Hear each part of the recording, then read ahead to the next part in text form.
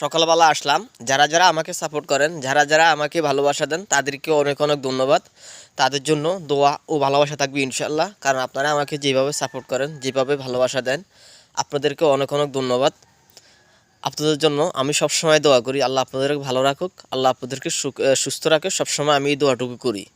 কারণ আপনারা আমাকে যেভাবে ভালোবাসা দেন, যেভাবে আমাকে সাপোর্ট করেন, আমি কখনো কল্পনা করতে পারি না যে আপনারা আমাকে এইভাবে সাপোর্ট করে যাবেন, এইভাবে ভালোবাসা দিয়ে যাবেন।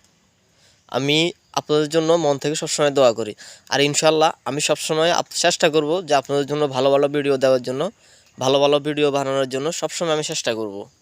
বর্তমানে আপনি কন আমি কন, আমরা বর্তমানে বাংলাদেশে আসলে আজ কেউ ভালো নাই। কারণ আগে আমরা মোটামুটি ইনশাল্লাহ সবাই ভালো ছিলাম, তবে বর্তমানে এখন কেউ ভালো নাই। দেখেন ভাই, এখন বর্তমানে সব কিছুর দাম বাড়ায়, এমনকি সবসময় কিলি মারামারি হারাইলে তো 24 ঘন্টায় চলে।